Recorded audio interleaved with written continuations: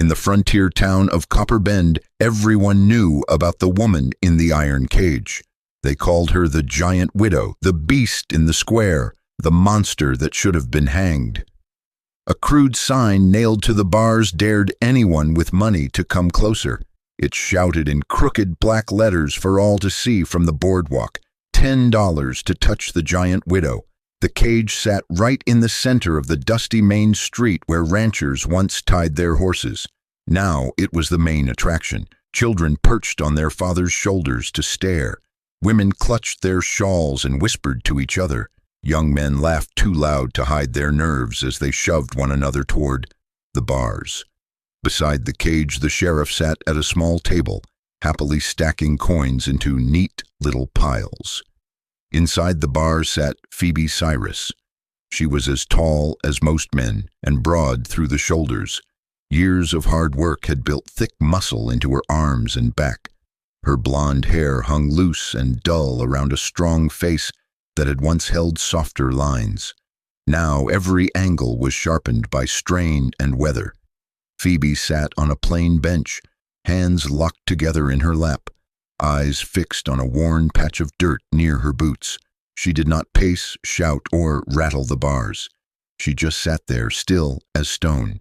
On a scorching afternoon, with dust hanging thick in the air, a lone rider came over the rise and into town. His name was Nathaniel Morrison. Trail dust coated his hat, coat, and boots. His jaw was rough with several days of stubble, and his gray eyes carried the heavy look of a man who had already buried too much. Nathaniel had only meant to buy supplies and ride on, but the tight circle of bodies in the square and the sight of an iron cage in the center made him slow his horse. He guided the animal closer until he could see the woman inside. The noise of laughter and shouting washed past him, but his attention locked on the still figure on the bench. He noticed Phoebe before he truly noticed the sign. Even locked up, she kept her back straight and her shoulders squared. Her eyes, pale blue like winter sky, stayed fixed on that same patch of ground as if it were the only safe place left in the world. She looked like someone who had decided a long time ago that feeling nothing hurt less than feeling everything. A skinny boy near the front bent down, grabbed a rock and flung it at the cage. It slammed into the bars with a sharp clang that made several women gasp. The crowd roared with laughter and pushed the boy forward like a hero who had done something brave. Phoebe did not blink. Her hands did not move. She did not give them even the smallest reaction. And somehow that made their cruel fun worse. Nathaniel's teeth pressed together, his hands tightened on the saddle horn. He knew what it felt like to have people poke at your pain for sport. 2 years earlier, he had buried his wife Deborah and the baby she carried. Fever took them both in one long night and left him standing over 2 fresh graves with nothing inside his chest but emptiness. Since then, he had ridden from job to job, drinking too much and picking fights he hoped he would lose. When he looked at Phoebe Cyrus, he saw the same hollow ache behind her eyes. She had lost everything and then been punished for surviving. In that moment, she stopped being a wild story he had heard in saloons. She became someone whose pain matched his own. The sheriff, a thick-bellied man with a stained vest and a badge that sat crooked on his chest, lifted his hands for order. He told the crowd the same speech he gave them every day. The town council had spared Phoebe from the rope and locked her in the cage instead. Every ticket, he reminded them, bought boards and nails for the fine new schoolhouse. $1 to look, $10 to touch, all for the good of Copper Bend. People cheered like they were doing charity instead of cruelty. If you're listening right now, help me prove something wrong. My mother said I wouldn't even reach 100 subscribers, but I believe stories like this deserve to be heard. Help me show her that these tales matter. Please subscribe to my channel, and let's keep breathing life into stories that were never meant to stay silent. Now, let's continue. Nathaniel swung down from his horse. He stepped onto the wooden platform that wrapped around the cage. The boards creaked under his boots. Up close, he could see faint scars along Phoebe's knuckles and the purple shadows beneath her eyes. Her shoulders trembled just a little, as if holding herself together cost her more strength than any fistfight. For a long moment she did not look at him. Then slowly her gaze lifted from the ground and met his. The roar of the crowd faded to a dull hum. All Nathaniel felt was that stare. In her eyes he saw anger, fear, and a fierce will that refused to break. He also saw a grief that matched his own. Something inside him, dead and cold for 2 years, shifted for the first time. Without planning it, Nathaniel turned toward the sheriff and asked how much. The sheriff called back that it cost $10 to touch the giant widow. Nathaniel shook his head in a calm voice that carried across the square. He asked how much it would cost to buy the woman in the cage. Silence dropped over the town so fast it felt like the air had gone thin. People stopped talking. Even the flies over the horse trough seemed to pause. Phoebe's eyes widened just a little. The sheriff gave a short, shaky laugh and said she was not for sale, that she was serving her sentence. Nathaniel answered that everything in this world had a price. He reached into his coat and pulled out a leather pouch. When he poured gold onto the sheriff's table, the coins flashed in the sunlight. It was more money than most families in Copper Bend would ever see at one time. Nathaniel asked again, quiet but firm, how much. The sheriff stared at the pile. Nathaniel could almost see the numbers turning in the man's small eyes. He thought about the schoolhouse, about his own pockets, about the trouble that came with keeping a woman like Phoebe locked up. At last, he named a figure that made the crowd gasp. $500. Nathaniel did not haggle or argue. He counted out the coins with steady hands and pushed them across the table. $500 could buy land or clear old debts. Nathaniel was handing it over for a stranger in chains. When the last coin dropped, the sheriff snatched up the pouch and declared the deal done. He fumbled for the ring of keys at his belt, his fingers shaking as he searched for the right one. He muttered that she was Nathaniel's problem now and turned back to his precious coin stacks. Nathaniel went back to the cage and knelt so his face was level with Phoebe. The crowd pressed in close again, hungry for the next twist. Phoebe watched him with a mix of confusion and defiance, like a cornered animal that had no reason to trust. Nathaniel spoke softly and asked her name. It came out rough and low from her throat as if she had not used it in a long time. "Phoebe," she said at last, then added Cyrus. He nodded and told her his own name. Then he reached into his vest and drew out a simple gold band, old but carefully polished. It had belonged to his grandmother and had rested in his pocket ever since Deborah died, waiting for a future that never came. Nathaniel opened his palms so Phoebe could see the ring and so the whole town could see it gleam in the afternoon light. There on his knees before the cage with all of Copper Bend watching, Nathaniel Morrison asked Phoebe Cyrus to be his wife. For a heartbeat after Nathaniel spoke, the town went silent. Then the square exploded. Women screamed, men cursed and laughed, children started crying. The whole crowd surged toward the cage like a wave. In the middle of all that noise, Phoebe's lips moved around one cracked word her throat barely remembered how to make. Why? Nathaniel stayed on one knee in the dust. He did not smile or play to the crowd. In a low, steady voice, he told her he did not believe any human being should be locked up like an animal. He said he knew what it felt like to wish you could disappear from the world. The words were plain, but the pain behind them was real and deep. Phoebe studied his face, searching for the trick. Men had laughed at her before, made sport of her tears and her strength. All she saw now was a worn cowboy with tired gray eyes. A man who had buried someone he loved and never truly come back from the graveyard. Behind them, the sheriff finished scooping gold into his pouch. Greed shoved aside every other thought. He raised his voice and declared the sale complete, then grabbed his ring of keys with a shaking hand. Phoebe Cyrus, he said, now belonged to Nathaniel Morrison. That was that. Before he could reach the lock, the town blacksmith shoved forward, leather apron streaked with soot, face burning red. He jabbed a finger at Phoebe and shouted that she had murdered his brother and deserved a rope, not a husband. The crowd roared agreement, hungry for more punishment. Phoebe lifted her head. For 2 long years she had listened while others told her story for her. Now her voice cut through the noise, rough but steady. She reminded them of the night behind the saloon when 3 drunk men had backed a grieving widow into a dark alley. She told them what those men had said about her dead husband and what they planned to do to his widow. The blacksmith yelled that she lied. Phoebe did not blink. She told them to ask Doc Wilson what he had seen when the sheriff dragged her into his office. Ask about the bruises on her throat, she said, about the torn dress and the blood that was not hers.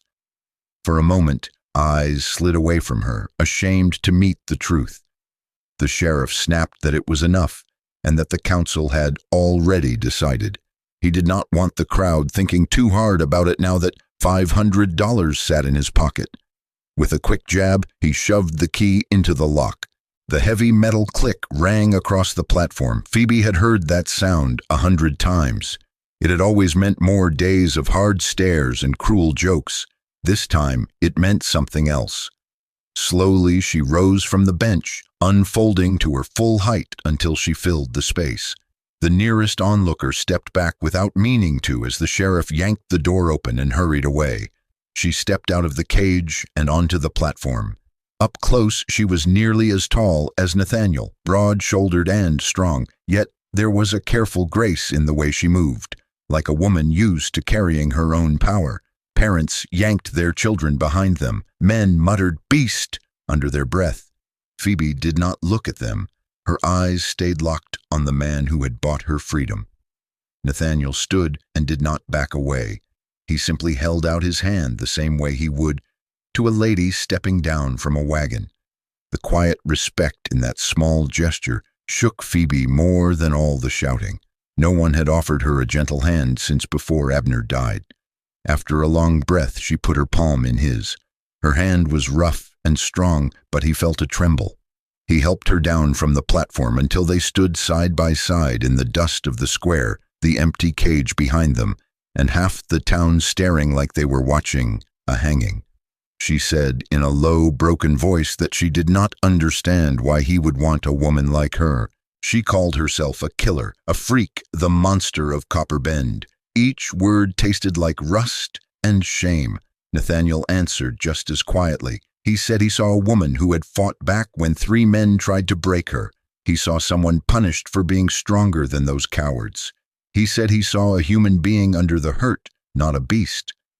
That last word struck her harder than any insult had ever done. In a voice meant only for him, Phoebe told him about Abner Cyrus. She said he had been a gentleman who never mocked her height or her big hands. He had called her his tall warrior and said her strength was something beautiful. With him, she had felt like she belonged in her own skin. Then fever came. She nursed Abner until the sickness took him. No one came to help. She dug his grave herself on a small hill and walked back into a town full of debts, stairs, and people finally free to show how much she scared them. She spoke of the alley in short, flat words. 3 drunk men, rough hands, foul talk about what they would do to a widow no one would protect. Something inside her snapped. She fought with the strength Abner used to praise.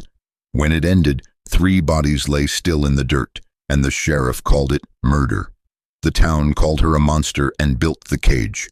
Shouts rose again around them. A clod of dirt burst near her boots. Someone yelled that Nathaniel should be locked up for taking her side. Nathaniel felt her fingers tighten in his, the way a person grips before they bolt. He knew that feeling. After his wife, Deborah, died, he had wanted to ride until the world forgot his name. He leaned closer so only she could hear. He told her he meant every word. This was not pity, he said. It was one broken soul reaching out to another. He said he believed two people with scars might stand a better chance together than alone. She warned him that he did not know her, that she could hurt him. He pulled his coat back just enough for her to see the worn grip of the gun at his hip and the knife at his belt. In a rough, honest voice, he told her he had killed men too, in the war and in bad years after, things he was not proud of. He said he was tired of living alone with ghosts and whiskey for company. The plain truth of it slipped past her defenses.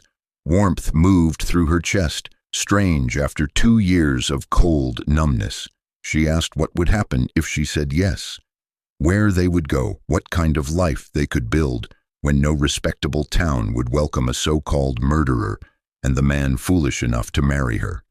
Nathaniel told her about his grandfather's ranch in the Colorado Territory, old fences, empty fields, clear water, high sky, a place worn down but quiet, far from town gossip and ticket tables. No cages there, he said, except the ones a person carried inside their own head. Phoebe closed her eyes and pictured it, a rough house with no bars, land where people might speak of her strength as a blessing again. Days of hard work instead of hard stares, nights where the only sound was wind in the grass instead of coins clinking as strangers paid to gawk at her. When she opened her eyes, Nathaniel was still there. He still held her hand. The simple ring lay ready in his palm. Behind him, the cage door hung open and useless. Around them, the crowd pressed closer, faces twisted with fear and anger. The sheriff's hand hovered near his gun. For 2 years, Phoebe Cyrus had lived without a single real choice. Now one sat in front of her. She looked at Nathaniel Morrison, at the ring, at the cage that had defined her. She lifted her chin, and in a clear voice that carried across the square, she gave her answer. She said yes. The word yes rolled across the square like thunder. For one stunned heartbeat, nobody moved. Then sound crashed back into place. Men cursed and laughed. Women clutched their shawls. A few children started to cry as someone shouted that the stranger had lost his mind. Nathaniel barely heard them. All his attention stayed on the woman at his side. Phoebe still held herself stiff like she expected a blow at any second. But something had changed in her pale eyes. The dead, flat look was gone. In its place was a small, shaking spark, like a coal that refused to die no matter how much dirt the world threw over it. Phoebe leaned toward him so only he could hear. She told him they needed to leave before the town changed its mind. Her voice was steady, but he could feel the tremor in her hand. She knew how fast fear could turn into a rope or a bullet. Nathaniel nodded once. Keeping her hand in his, he walked her through the thinning ring of bodies toward his horse. Someone spat at her feet as they passed. Another voice yelled that she would cut his throat before morning. Nathaniel did not answer. He had spent enough nights in rough saloons to know when words only poured oil on a fire. He focused on Phoebe instead. At the horse's side, he set his hands at her waist and lifted her up as gently as he knew how. For an instant, her muscles locked hard under his fingers. Her body remembered the alley behind the saloon, remembered grabbing hands and hot, sour breath at her ear. But his grip stayed steady and respectful. He did not shove or drag or laugh. He just helped her into the saddle and stepped back. Phoebe forced herself to breathe. She settled her boots in the stirrups and set her shoulders. Nathaniel mounted in front of her. There was no room for distance, so Phoebe wrapped her arms around his middle. The contact felt strange and sharp. For 2 long years, every touch had meant pain, chains, or rough hands pushing her toward the cage. Now she held on to a man who had offered her his name instead of another insult. They trotted down the main street, past the saloon with its swinging doors, past the small white church, past the row of crooked storefronts.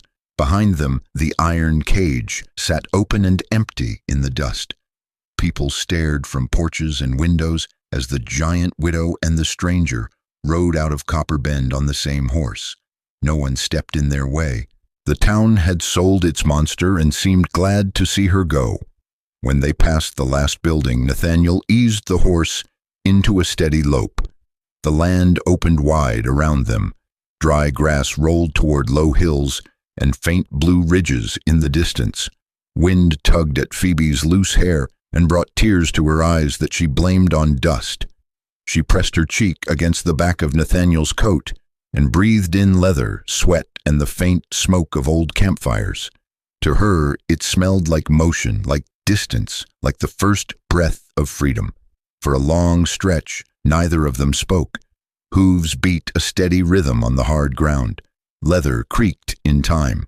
A hawk cried somewhere high above them, and then the sky went quiet again. Phoebe's thoughts tumbled over each other. She had agreed to marry a stranger because he had seen her as more than a beast in a cage. Now that the cage was behind her, every part of her whispered the same question. What now? At last, Nathaniel's voice reached her, low and rough from the wind.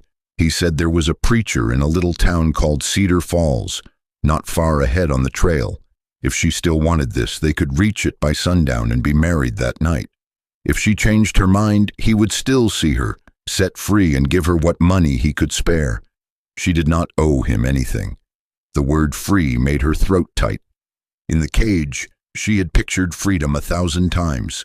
In every dream, she walked away alone into the big empty land and never heard her name again. Now, with her arms around Nathaniel's ribs and a steady weight in front of her, the thought of climbing down and walking off by herself brought a different kind of fear, smaller but sharper. She spoke near his shoulder, her lips close enough to feel the heat of his skin through his shirt. She asked him why he had really done it. She said he could have paid for one look, turned his horse, and forgotten the giant widow like everyone else tried to do. Instead, he had thrown $500 on a table and tied his life to a woman half the territory called a monster. Phoebe told him she needed to know what he expected in return. Nathaniel was quiet for several breaths. Then he began to talk. He told her about Deborah in plain, simple words. Deborah had been his wife, small and quick, with a laugh that filled every corner of their little cabin. She had carried their first child when the fever came through the valley. In one long night, he lost them both. After he put them in the ground, he said he had not much cared whether he lived or died. He admitted that he had drunk too much and picked fights with men who looked at him wrong. He had taken any job that kept him moving because standing still hurt too much. The ache never really faded. It just sank deeper, settling into his bones until it felt like part of who he was. When he rode into Copper Bend and saw Phoebe in that cage, he said he recognized that same hollow look in her eyes. He saw someone who had lost everything and then been punished for trying to survive the loss. He told her he knew that if he turned his horse and rode away, he would hear the clang of that cage door in his sleep for the rest of his life. Phoebe listened with her face against his back. His words slid into the cracks inside her, the way rain works into hard, dry ground. She heard her own story in his, the graves, the long nights, the way grief could twist a person into something the world no longer understood. She asked if this was just his way of feeling like a hero by rescuing the beast everyone feared. Nathaniel told her he was no hero. He said he was tired of talking to ghosts and waking up alone. He did not want a woman to worship him. He wanted a partner who understood what it felt like to hurt and still get up every morning. He said he thought she might want the same thing, even if it was hard to say out loud. The sun slid lower as the land lifted into soft foothills. Scattered pines appeared, then grew thicker along the slopes. Ahead, Phoebe saw thin lines of smoke and the point of a small steeple. Cedar Falls waited in a shallow valley, quiet and plain and wonderfully ordinary, like a place where nothing terrible ever happened, even if that was not quite true. As they rode down toward the town, Phoebe made her choice again, this time without a crowd screaming for blood. The first yes had been flung like a weapon in the faces of people who wanted her dead. This one rose from somewhere deeper and quieter inside her chest. She told Nathaniel that if he still wanted her, she would stand with him before the preacher. She said she could not promise her heart yet, It was too bruised and tired, but she could promise to work, to try, and to walk beside him on whatever hard road lay ahead, instead of walking that road alone. For a moment, neither of them spoke. The only sound was the horse's hooves, and faintly, the soft ringing of the bell from the church ahead. Phoebe felt something ease inside her, as if an iron band around her chest had finally loosened enough to let real air in. Nathaniel let out a slow breath. She felt the tightness ease from his shoulders under her hands. For the first time since she had seen him on the platform, a quiet warmth moved through him. Not wild joy, but something steadier. He guided the horse toward the small white church at the center of Cedar Falls, just as the bell finished its evening call, and the sky turned gold and purple overhead. Nathaniel stopped the horse in front of the small white church in Cedar Falls. As evening settled into this town, he and Phoebe were just two dusty riders looking for a preacher. Phoebe stepped down with his help, legs shaking from the ride and from the choice in front of her. The iron bars were far behind, but she still felt them in her chest. Nathaniel asked if she truly wanted this. After a long breath, she slid her arm through his and said she was ready. Inside, the church smelled of beeswax and old wood. A gray-haired preacher looked up from a stack of hymn books. Nathaniel told him they wished to be married, that there was no family to call and no reason to wait. The preacher studied their tired faces and the way they stood close without clinging, then nodded and called his wife to be their witness. They stood before a small wooden table at the front. The preacher opened a worn Bible and spoke the vows of sickness and health, richer and poorer, joy and sorrow.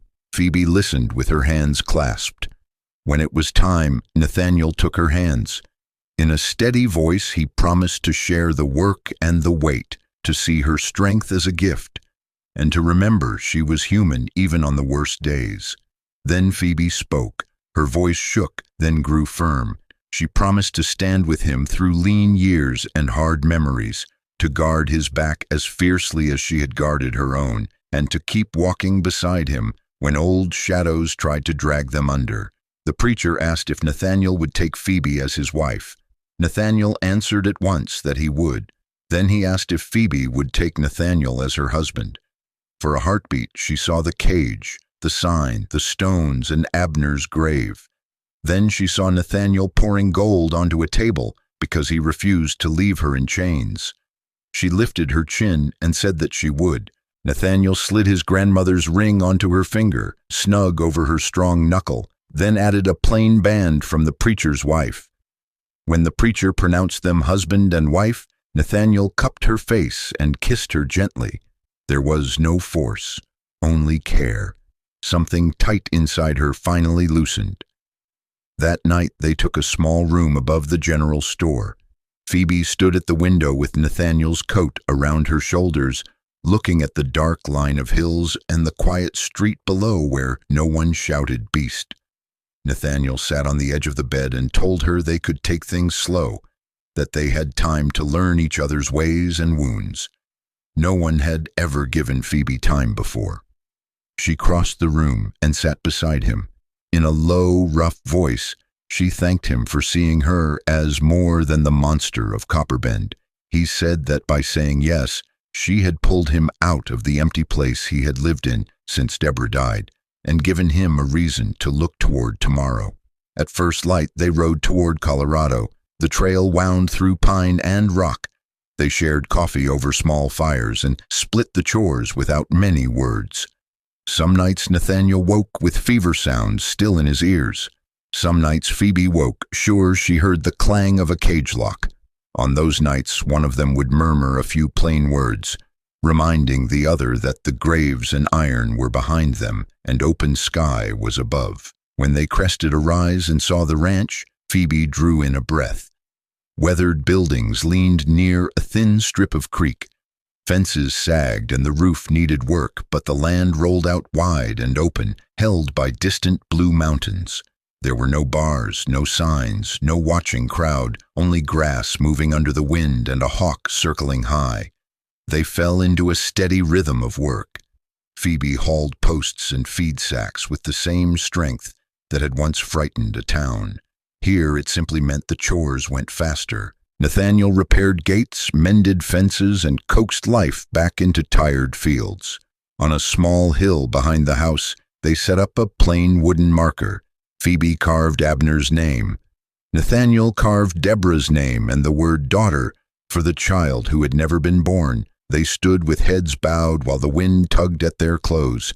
Tears came, but now they were tears of release, not rage. Here, far from the cage and the graveyard, they were finally saying goodbye. The seasons turned. Snow came and went on the high peaks. Fields greened. There were still hard days. Sometimes anger flared fast. Sometimes one of them went quiet under the weight of old memories. Each time the other reached out, and the dark did not feel so deep. Back in Copper Bend, the story of the giant widow in the cage began to fade. People found new gossip. Out on the trail, riders around campfires sometimes spoke of a tall woman and a quiet cowboy in the Colorado hills. Two folks who worked hard, kept to themselves, and watched out for each other with fierce loyalty. Phoebe slowly began to believe she was more than her worst day. Nathaniel slowly began to believe that love did not end at a grave. On cool evenings, they sat on the porch and watched the sun drop behind the mountains, their hands resting close together on the rail. Their scars were still there, but they were not the whole story anymore. What saved them was not luck or legend. It was a choice. Nathaniel chose to see a woman where others saw a monster. Phoebe chose to trust a stranger when every scar told her to stay alone. Together, they chose to build a life in a quiet corner of the West, proof that even the most broken hearts can find a way back into the light. If this story moved you, please hit the like button and subscribe for more emotional Wild West stories that will touch your soul.